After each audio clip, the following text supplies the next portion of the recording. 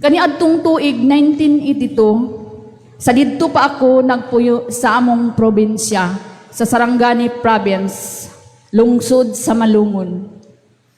Kauban ang akong pamilya, 12 kami kamanagsuon, 6 kalalaki ug 6 kababae. Simple kami nga pamilya, apan malipayon, tungod sa abunda man kami sa abot sa yuta. Og kontento na ako ni adtong higayuna. Og mapasalamaton ako sa Ginoo tungod sa maong grasya. Og ni adtong higayuna, usa na usab ako ka active member sa kabatan-unan sa among JKK. Ang akong mga ginikanan ug akong mga igsuon, aktibo usab nga member sa among JKK. Ug ang among kinamagulangan, usa ka full-time lecturer sa parokya. Ug akong isa ka igsuon nga lalaki, usa-usab ka gitarista sa among kapilya. Malipayon ako nga nag-alagad uban sa akong pamilya ug isip usa ka aktibo nga batan-on. Bisan pa man sa kalayo nga baktason gikan sa among balay padulong sa among kapilya uban sa akong igsuon, ulan ug init giantos. Apan ako padayon ug manasigon ug wala ko nibati ug kakapoy tungod sa kinasingkasing nako nga pag-alagad sa Dios ug sa iyang katawhan. Malipayon ug madasigon ako sa ang akong kinabuhi isip usa ka alagad uban sa akong pamilya ug nabati nako nga pinangga mi sa Ginoo. Ug walay hunong ang akong pagpasalamat ngadto kaniya tungod sa maong gasa o grasya nga among nadawat. Ug sa dihang wala damha nga panghitabo, usa ka dakong trahedya ang niabot sa among lugar. Ug maoy nakapabungkag sa among malipayon ug malinawon nga pagpuyo. Ning abot ang dakong kagubot sa among lugar. 1984. Sunod-sunod nga operasyon sa mga kasundaluhan ngadto sa bukid diin kami nagpuyo. Ambos, gera ang naghatag og kahadlukan nako ug sa akong pamilya ug sa mga lumulupyo sa among lugar. Hangtod nga niabot ang panahon nga initado na kaayo ang mga aktibo sa simbahan ug walay gipili tigulang man ug batan-on. Tungod sa maong gera, apektado na kaayo ang among pagpuyo o ang among panginabuhi. Tungod sa sigig bakwit, buntag, balik sa among balay, kay kada gabi matulog man kami sa usa lang ka balay, diin kami didto magtapok. Lisod kaayo ang among kahimtang, tungod kay aduna ako'y igsuon nga masakiton o kinanglan siya nga pasanon, kay dili man gyud siya makalakaw ug dili pud siya namo pwede nga ibilin. Ug usa ako nakapangutana ug nakaingon ako sa akong kaugalingon.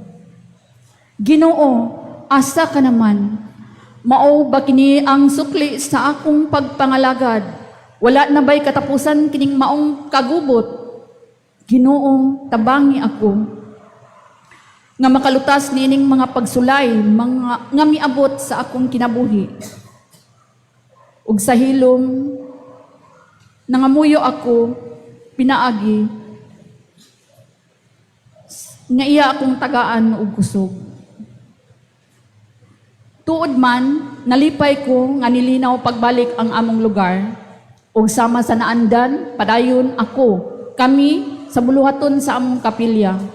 Tungod sa dakong pagtuog pagsalig sa Ginoo, gidumog gyud ang akong pangamuyo. Abi na kog natapos na.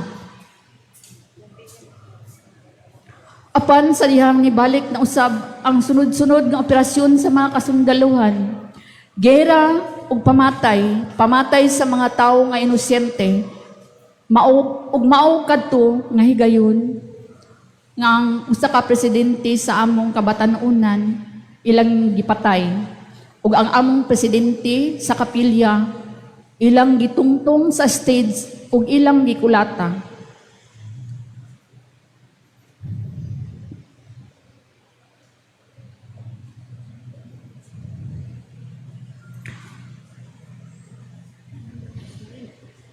ug nahitabo na usab ang pagpangistrapping sa mga kabalayan ug niining higayuna misamot ang akong kahadlok nga nabati nako nga nakabati na ako og kaluya nawad-an ako sa paglaom ug kaduha gani kami kabisis nakatulog mi sa bagnutan aron lamang masipti kami ug ang akong igsuon nga masakiton ug ang akong papa nangita lang kami usa ka payag nga didto namo sila gibutang.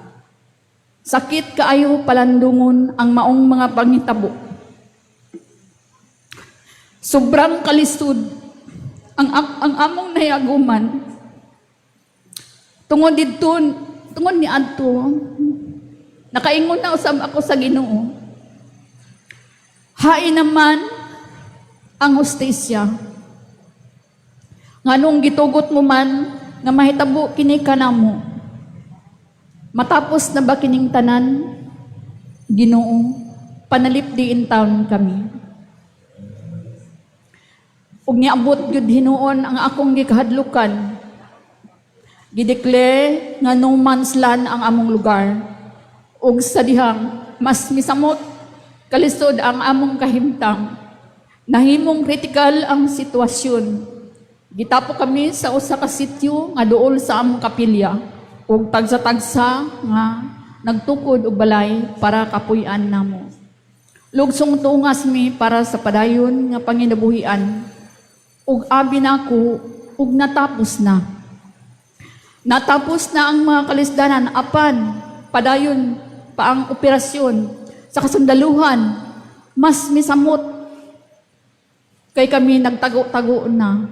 Aming mga kabatanunan, ilabi na ang mga kalalakinhan. Kay nahadlok nga maabtan sa matag operasyon sa kasundaluhan.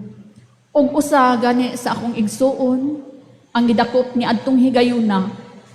Ug napulo sila nga gidala sa lungsod ug gipreso sulod sa pila ka adlaw. Walay katapusan nga kasakit ang akong gibati ni adtong panahona. Pagka 1985, namatay ang akong igsuon nga lecturer sa parokya. Namatay tungod sa disgrasya sa sakyanan, kauban ang among kura paroko. Og pila ka adlaw, namatay jud siya nga wala kami sa iyang kiliran. Tungod sa kalayo sa among lugar og kakritikal sa sitwasyon.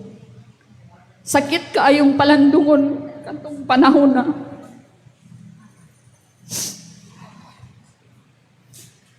Igo na lang ko sa paghilak sa tago, sa hilom nga pangamuyo ngadto sa Ginoo. Og dinhin ako narilit ang usa ka kanta nga dili sayon ang pagsunod kang Kristo. Daghang tunog ang dalan nga agian mo. Sakit dawaton pero mauman ang kamatuoran. 1986 nilinaw na ang among lugar after sa martial law. Ug ulahin na ang tangan tungod kay nagkabulag-bulag nami nga mga igsuon. 1988 namatay ang akong igsuon nga nagmasakiton sa takna sa sa maong trahedya. Pagka 1989 namatay na usab ang akong mama ug dinhi niingon na usab ako, natapos na ba? Natapos na ba ang mga kasakitan ug mao kadtong higayuna nga niundang ako sa akong pagserbisyo tungod sa maong panghitabo. Uban sa dakong kasubo, nga daw nawad-an na sa paglaom, nga mahibalik ang tanan. Nilabay ang mga katuigan, 1990, napadpad ko din sa Davao, sa barangay 22C, nanimpalad, uban sa paglaom, nga makabaton na ako og kalinaw. Padayon nga pag-ampo, nga mabago na ang akong kinabuhi. Uban sa usa ka pamilya nga diin ako didto usa ako ka mananahi dito ko sa usa ka pamilyang saksi ni Jehovah. Sila ang nahimod akong igsuon, ginikanan tungod kay wala man gyud ako'y igsuon diri sa Davao. So sila ang nahimo na akong guardian. Sa pila ka tuig na ko nga nagpuyo dito, nakalimpar na ako nga ako usa ka Katoliko. O nahuman ako ang pag-study sa ilang duha ka libro. Nga atong higayon na gibuo ako nahuna nga dito na ang akong gipangandoy nga kalinaw. O tungod sa sugo sa Holy Spirit, wala gyud ako madala kanila bisan unsa man sila kabutan sa kuha. Pero mapasalamat ako kanila tungod kay sila ang nagbuo sa ako pagbalik nga madawat ang tanan. 1993,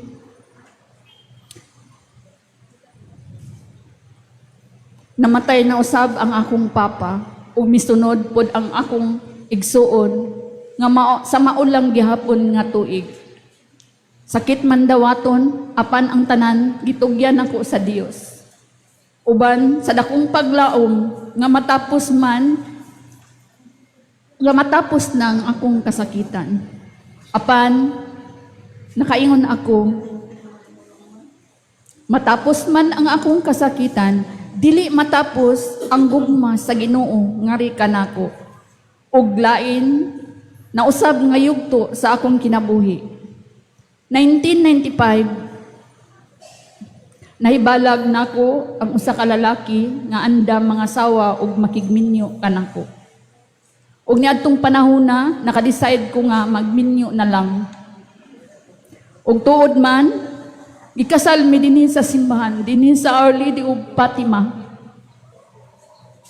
Our Lady Fatima Paris.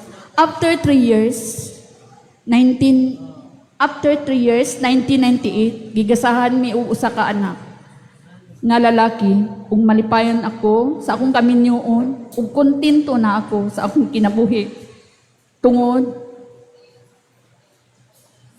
sa usa ka dakong pagsalig sa Ginoo. Ug wala na nako gibali ang mga ginagmayng problema nga niabot sa among pagpuyo. Pagkat 2005 nahimo ako nga PSE sa among GKK ug nahimo na nga PSA coordinator sa among SUNA ug nakaingon ako ni adtong tungura nga God is good all the time. Tungod usa ako sa iyang gitawag pagpangalagad og balik bisan pa man sa malisod na kung nasinati sa kinabuhi. Gidawat ko kining nga malipayon tungod usa kini kagasa gikan sa Ginoo. Niadtong panahon na malipayon ako og mapausanon nga gituman ang tanan. Todo suporta ang akong bana sa akong mga gibuhaton sa JKK dinhi sa simbahan. O abi nako natapos na ang akong kasakitan dinhi nining kalibutan na sa dihang kalit na usab nga panghitabo nga miabot sa akong kinabuhi. Sulod sa 24 ka tuig nga kami malipayon sa akong bana sa among kaminyoon. 2019, May 13, adlaw kato sa piniliay nga ako usab ato usa ka itsang volunteer pero tungod lagi kay ang akong bana dili mo tugot ni adtong panahon na katungod kay delikado daw ang lugar. So girespeto na ko siya ug wala akong mipadayon sa pag-volunteer ni atong higayuna. Giatake siya ug wala ko masayod nga kadto na daing panahon na giatake siya ug usa ka high blood. After 7 days namatay siya. Nahugno ang akong kalibutan adtong higayuna. Sakit dawaton tungod daghan pa mi siya og mga plano nga after mo graduate ang among anak.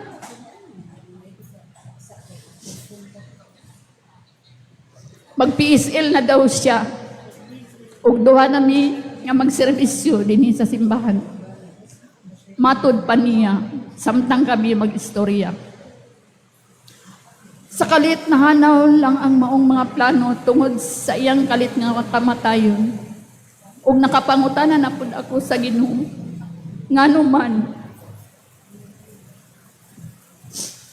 Ug wala ko'y laing mahimo, igo na lang sa paghilak ug pag-ingon nga, Lord, tabangi ko nga makabarog ko sa mga pagsulay nga miabot sa akong kinabuhi. Atagi na usab ako og paglaom nga makaya nako ang tanan. Hatagi na usab ako ug tuod man sa hinay-hinay akong nadawat. Tungod sa akong dakong pagsalig og pagtuo sa Ginoo, ako kining nalampasan. Og 2019, May 29, mao na kadto ang katapusan nga kami nag-uban dinhi sa Lasmas, dinhi sa simbahan, kay mao man kadto ang adlaw sa iyang lubong. Sakit og wala ko'y nakit-an ngadtong panahon na.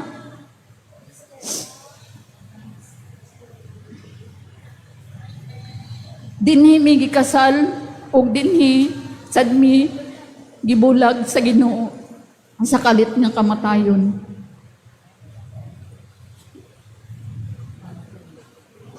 Natapos na.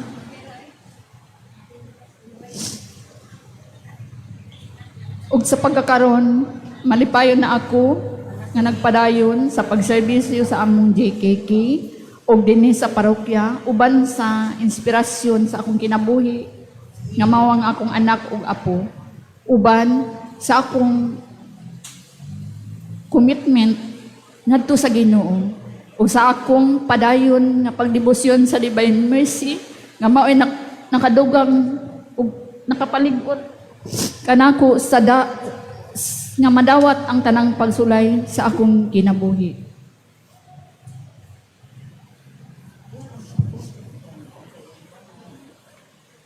Gibiyaan man ako sa akong bana tungod sa kalit nga kamatayon ug nakaingon ko nga natapos na. Natapos man ang among gipanumpaan apan walay katapusan ang akong commitment dinhi sa simbahan sa padayon nga pagserbisyo ngadto sa Ginoo ug mao kini ang iyang tahas nga gisangon kanako. Mga igsuon, kung unsa man ang kalisod nga atong masinati sa atong pagpangalagad, dili kini makatumbas sa kasakit nga gibati ni Jesus kay siya gilutos o gilansang sa krus aron sa pagluwas niya sa atong mga kasalanan dinhi sa kalibutan. Amen.